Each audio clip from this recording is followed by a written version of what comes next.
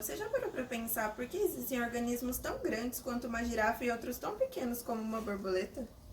Na verdade, o que determina o tamanho dos organismos são diversos fatores distintos, como, por exemplo, a varredura seletiva dos alelos, a mutação gênica, a seleção natural, a predisposição genética, entre outros fatores. Mas em qual momento será que esses macro-organismos começaram a surgir? E como será que ocorreu a evolução desses macro-organismos? Na verdade, em 3,5 bilhões de anos, a vida na Terra passou de microscópicas criaturas unicelulares para formas de dimensões tão grandes como árvores, elefantes e baleias. Estudos recentes apontam que o aumento no tamanho dos organismos não foi gradual, mas ocorreu principalmente em duas explosões distintas e ligadas à evolução geológica do planeta. É importante estudar o tamanho dos organismos, pois ele tem influência em muitas relações fisiológicas, processos ecológicos e evolutivos dos organismos.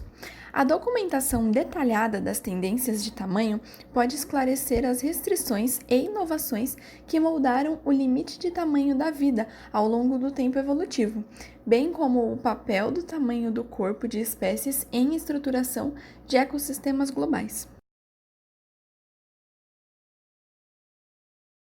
John Tyler Bonner, biólogo norte-americano que foi professor no Departamento de Ecologia e Biologia Evolutiva na Universidade de Princeton, propôs em seu livro The Evolution of Complexity by Means of Natural Selection que as linhagens teriam evoluído para tamanhos maiores para explorar nichos ecológicos até então desocupados.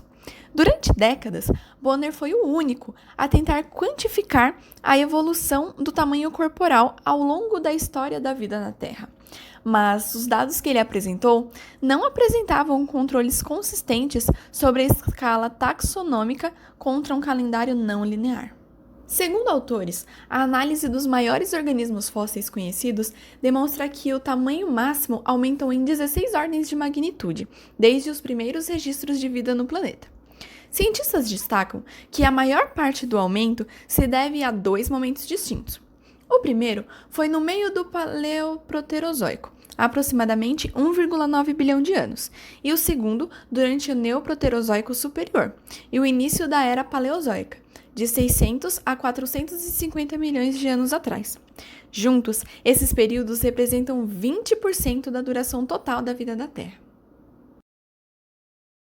E vocês sabem qual acontecimento importante na história possibilitou a evolução dos macro-organismos? Eu sei. Os cientistas apontam que depois disso, o tamanho máximo permaneceu aproximadamente constante por 1 bilhão de anos. O segundo grande aumento no tamanho máximo começou com o surgimento dos organismos vendobiontes durante o período Ediacarano. Estes foram seguidos, por sua vez, por artrópodes maiores durante o período Cambriano. Depois, surgiram os organismos cefalópodes nautiloides no período Ordoviciano. Os maiores cefalópodes ordovicianos eram quase 6 ordens de grandeza maiores que os maiores fósseis pré-ediacaranos, e o tamanho máximo de animais aumentou em apenas 1,5 ordens de grandeza desde o período Ordoviciano. De acordo com os estudos, esses dois momentos ocorreram após elevados aumentos na concentração de oxigênio na atmosfera, sugerindo que o potencial evolucionário latente foi realizado pouco após as limitações ambientais terem sido removidas. O interessante é que cada um desses passos ocorreu em um tempo da história da Terra em que houve inovação na complexidade da vida. A primeira com a célula eucarionte e a segunda com a multicelularidade da vida, disse Jennifer Stepien, da Virginia Tech, uma das autoras da pesquisa. Do primeiro 1,5 bilhão de anos da história da vida de que se tem registro, entre 3,5 bilhões de anos e 2 bilhões de anos atrás, são conhecidos apenas fósseis de formas de vidas como bactérias. Como o tamanho segundo o qual uma célula de bactéria pode crescer é altamente limitado, as dimensões e volumes máximos dos seres não aumentaram até a chegada de organismos mais complexos.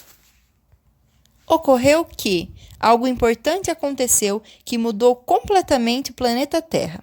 Há cerca de 3 bilhões de anos, algumas bactérias primitivas criaram um metabolismo que permitiu o uso da energia solar e do dióxido de carbono para que se desenvolvessem, ou seja, inventaram a fotossíntese.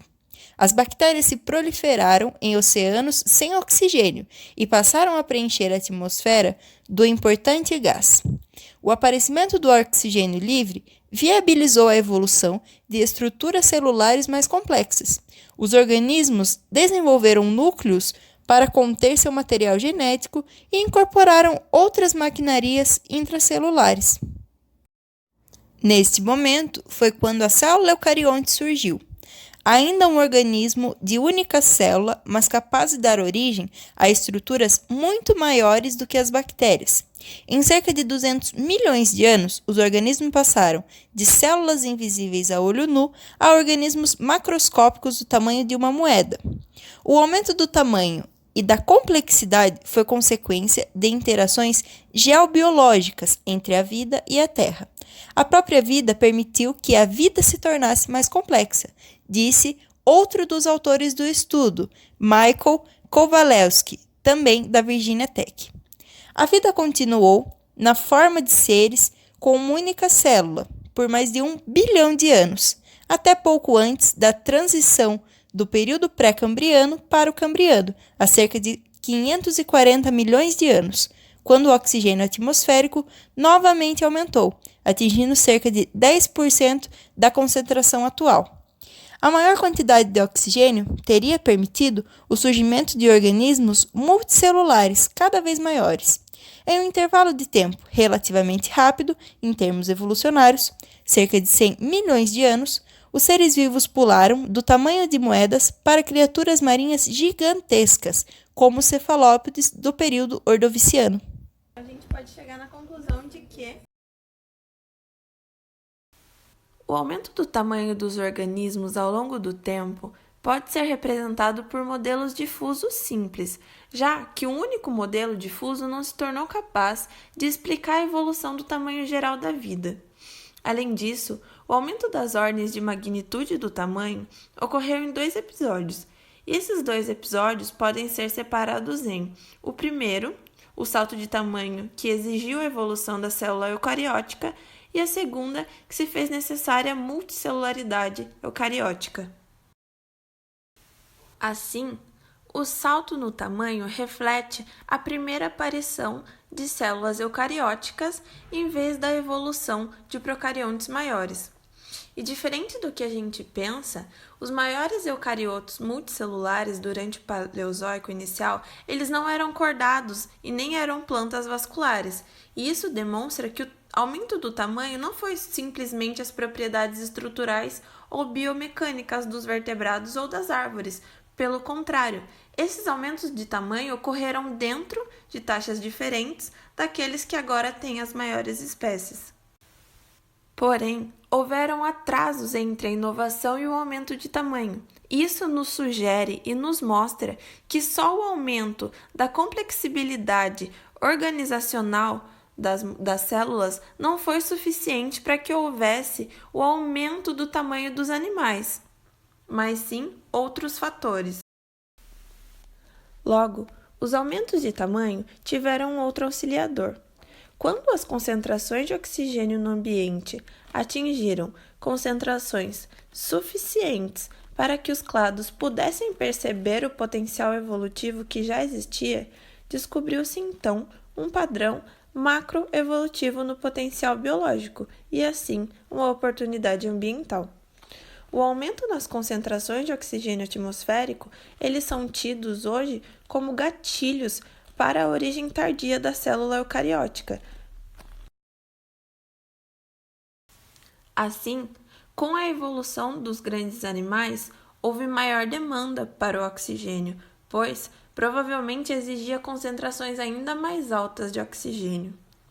Assim, plantas vasculares passaram a requerer cada vez maiores concentrações de oxigênio para poder respirar efetivamente.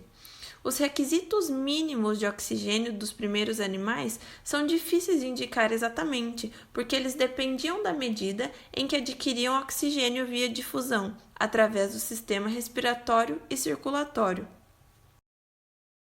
E que legal nós sabemos da evolução dos macro-organismos. Então quer dizer que por eu ser maior que vocês, eu sou considerado um macro-organismo mais evoluído? Ah, só porque eu sou pequena eu sou um micro-organismo? Esse é assunto para o próximo vídeo.